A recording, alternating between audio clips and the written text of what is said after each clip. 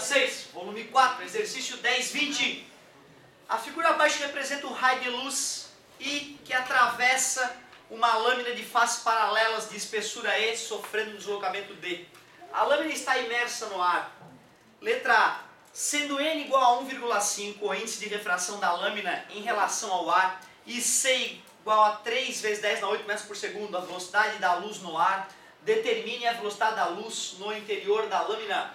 Índice de refração absoluto, C sobre V, falou o índice de refração da lâmina, falou a velocidade da luz no vácuo, digamos assim, né, no ar, e V. V, na verdade, eu poderia dizer que ele disse que o índice de refração da lâmina em relação ao ar é o N da lâmina sobre o N do ar. Eu poderia usar o índice de refração relativo para fazer uma resposta mais completa, mas como sabemos, a velocidade da luz no vácuo é praticamente igual à do ar, por isso eu poderia fazer uma solução simplificada dessa. 3 vezes 10 na 8, dividido por 1,5, velocidade 2 vezes 10 na 8 metros por segundo. Letra B. Variando-se o ângulo de incidência θ, tá marcadinho ali, o deslocamento D sofrido pelo raio de luz I. Variando-se o ângulo de incidência θ, varia o deslocamento D sofrido pelo raio de luz I. É verdade, né? Se eu mudar esse ângulo, vai mudar a maneira como o raio vai refratar e essa distância aqui muda, é verdade. Qual é o valor máximo que esse deslocamento pode assumir? Para a gente poder descobrir qual é o valor máximo que esse deslocamento pode assumir, a gente vai ter que calcular, né, o valor desse... Vamos ter que fazer aquela dedução que a gente fez na aula passada, primeiramente. A dedução que a gente fez foi a seguinte, ó. Eu chamei esse ângulo aqui de R, concorda comigo? Chamei esse ângulo ali de R.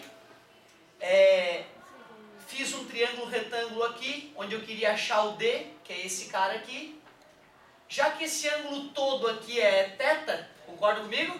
Essa partezinha fica sendo θ menos R. Obrigado, θ menos R. Sendo assim, eu posso dizer que o seno de θ menos R é igual ao cateto oposto sobre a hipotenusa, que é o quanto o raio atravessou a lâmina, que eu chamei de X na ocasião. Porém, para poder me livrar daquele X, eu fechei um outro triângulo retângulo aqui. Esse ângulo aqui é o mesmo que aquele ângulozinho ali de cima, também é R. Aliás, nem preciso saber disso. Olhando para esse triângulo retângulo, chamando E essa espessura e X a hipotenusa, eu posso escrever que o cosseno de R é o cateto adjacente, que é o E, sobre a hipotenusa, que é o X. Depois de um algebrismo bobinho, D é igual a X vezes seno de θ menos R, X é igual a E sobre cosseno de R, e aí eu posso substituir o X dentro do X e chegamos à equação da última aula. Vai ficar assim, né? E seno de θ menos R sobre cosseno de R. Agora vem a pergunta, né? Olhando para essa equação, a gente teria que ser capaz de descobrir qual é o maior, né? Concorda comigo? Qual é o maior deslocamento que aquilo pode sofrer? Bom, eu acho que uma boa forma de a gente fazer essa análise é colocar valores, mexer nesses valores, né, para a gente poder ver o que vai acontecer. Primeiro, se for zero este ângulo de entrada, qual vai ser o ângulo de refração? Zero, né? Concorda comigo? N de chegada vezes seno de chegada igual a N de saída vezes seno de saída. Se o I é zero, o seno de zero dá zero. Para poder dar zero do outro lado da equação, o R também tem que ser zero. Concorda comigo? Vamos substituir ali. 0 menos 0, 0. Concorda comigo? Cosseno de 0, 1. Vai dar E vezes 0, que é 0, dividido por 1, dá 0. Esse é o máximo ou o mínimo deslocamento? Só pode ser o mínimo, né? Máximo não pode ser, não deslocou nada. O raio ia passar como se não tivesse sofrido desvio nenhum, né? Concorda comigo? a gente poderia agora imaginar um outro ângulo qualquer. E se a gente for perceber que aumentando o ângulo θ, o ângulo R aumenta também, concorda comigo? Certo? Tu vai fazer a subtração desses dois caras, o seno já não vai dar zero. Beleza? E já que o ângulo R agora já não é mais zero, o cosseno deu uma diminuída, né? Concorda comigo? Não vai ser mais cosseno de zero que é 1, vai dar 0, alguma coisa. E dividir por um número menor que 1 acaba aumentando o resultado. Ou seja, se eu percebo que com ângulo zero o desvio é zero, e aumentando o ângulo aumenta um pouco o desvio, qual é o maior ângulo de entrada possível? 90 graus, né? Então eu percebo que o deslocamento máximo ocorrerá quando θ for igual a 90 graus. Até porque, se o θ for 90 graus, este ângulo R ele vai ser um valor, né, que vai estar longe de zero. E eu sei que quanto mais próximo de 90 graus, o cosseno de 90 vai tendendo a zero, né? E quanto menor o número de baixo, maior o resultado. Então fica meio lógico que quanto maior for esse ângulo de entrada, maior é o desvio sofrido. Show de bola. Então aproveitei mais para deduzir uma segunda vez a equação e te mostrar que com essa dedução tu pode argumentar, né? Observe que para maiores ângulos de θ, certo? Obteremos maiores valores de deslocamento. E o maior ângulo que θ pode assumir é 90 graus. Fica à vontade. Deixa eu dar uma olhadinha no que o gabarito diz aqui pra gente. O valor máximo do deslocamento corresponde à incidência rasante, 90 graus, que acarreta uma emergência também rasante, 90 graus. Veja.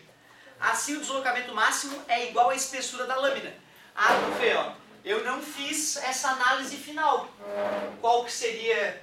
Tu vê, na hora que eu li a pergunta, eu imaginei qual que seria o maior ângulo, né? E não, eu respondi qual era o maior ângulo, eu errei, ó. Ele não perguntou qual era o maior ângulo, ele perguntou qual era o maior deslocamento. Eu deveria ter complementado que se o raio chegar rasante, ele vai penetrar e vai sair rasante. E nesse caso, o deslocamento que ele sofreu é a própria espessura. Isso eu acabei não comentando, é verdade.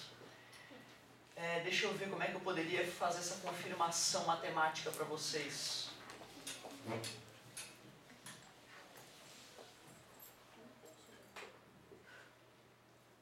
Espera aí.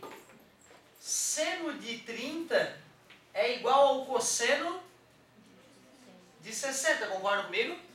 Certo?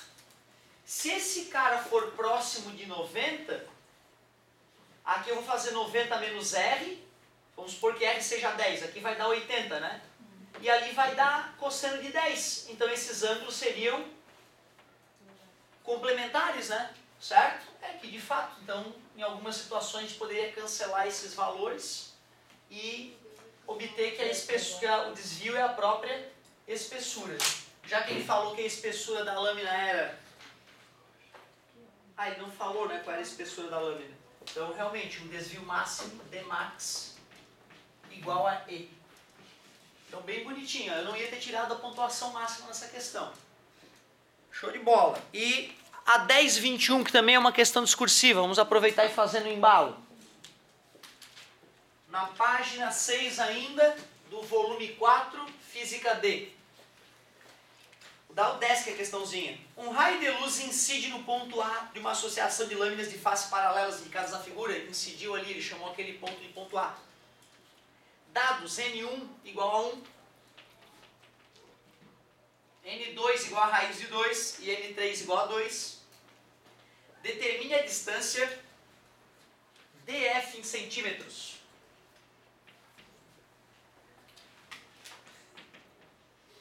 Ele quer essa distância daqui até aqui, ó. Show de bola. Bom, a primeira coisa que eu vou ter que fazer é aplicar leis, né, o Descartes aqui, ó, ângulo de incidência e ângulo de refração. Calculo esse ângulo de refração e usando esse triângulo retângulo eu descubro essa distância de D até E, ó. Concorda? Vou chamar de X essa distância aqui. Depois eu faço uma segunda refração daqui para cá e usando esse triângulo retângulo pequenininho eu calculo a distância de E até F. Podemos chamar de Y. E E aí depois eu vou somar o x mais o y para obter a distância de D até F. Então uma questão bem completinha aí. Então na primeira refração, n de chegada vezes seno de chegada é igual ao n de saída, material 2, vezes seno do ângulo de saída que eu chamei de R. O N1 ele diz que é 1, o seno de chegada é 90 graus, tu que deverias perceber isso. O N2 ele disse que era raiz de 2, é isso? E o seno de R eu vou determinar. Como aqui é 1 e aqui é 1, 1 vezes 1 é 1, vou passar o raiz de 2 dividindo, vou racionalizar.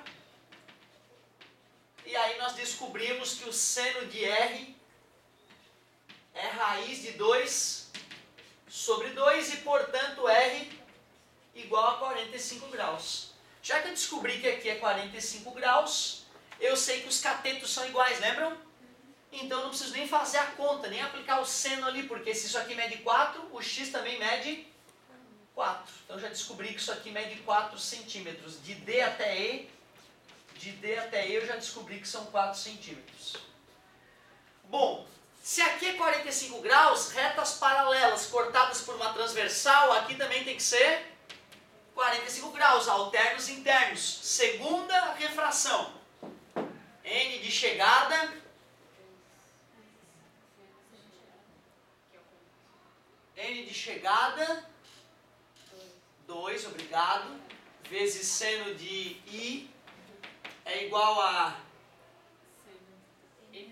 N3 vezes seno de R. Nesse caso agora o I é o 45 graus, o N2 é o raiz de 2, seno de 45 graus, o N3 ele falou que era 2, né? Vezes seno de R. O R vai ser aquele ângulo ali, ó, o novo R, né? O R', vamos chamar, pronto. Bom, raiz de 2 vezes raiz de 2 sobre 2 é igual a 2 vezes seno de R'. Raiz de 2 vezes raiz de 2 dá 2, que dividido por 2 dá 1. Passo aquele 2 dividindo, ou divido ambos os lados para ser mais correto. Então eu descubro que R é igual a 30 graus. Já que eu descobri que aquele R' ali é 30 graus, na verdade eu nem precisaria descobrir o ângulo, bastaria descobrir o seno do ângulo, porque seno é cateto... Aliás, eu tenho que saber o ângulo, né? Porque eu não tenho a hipotenusa. Eu quero relacionar os catetos, concorda comigo? Esse cateto aqui mede raiz de 3 e eu quero achar o Y. Então eu farei nesse triângulo ali a tangente de R', que é 30 graus, é igual ao cateto oposto, que é o Y, sobre o cateto adjacente, que é a raiz de 3. Como tangente de 30 é raiz de 3 sobre 3, eu passo a raiz de 3 multiplicando. Raiz de 3 vezes raiz de 3 dá 3, e 3 dividido por 3, 1 centímetro. Já que eu descobri que de D até F, de E até F, perdão, é 1 centímetro, claro que de D até F é a distância de D até E mais de E até F. 4 mais 1, totalizando 5 centímetros. Então é uma questão bem completinha aí. Show de bola. Tem que fazer duas refrações e aplicar tangente nos dois triângulos retângulos a partir dos ângulos de refração. Ótima pedida. Muito bem. Encerramos a tarefinha? Beleza, vamos conhecer então algo que salvou nossas vidas e tem salvo: os prismas ópticos.